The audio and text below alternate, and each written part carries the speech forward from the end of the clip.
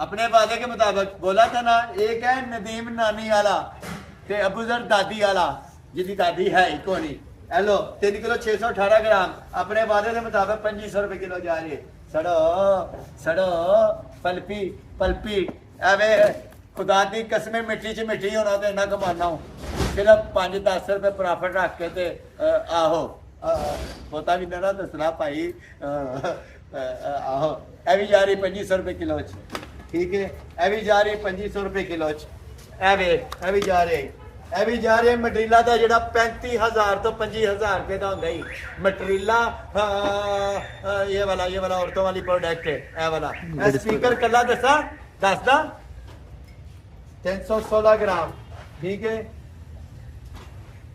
316 ग्राम 18 ग्राम 790 रुपए का पिया। सड़ो ए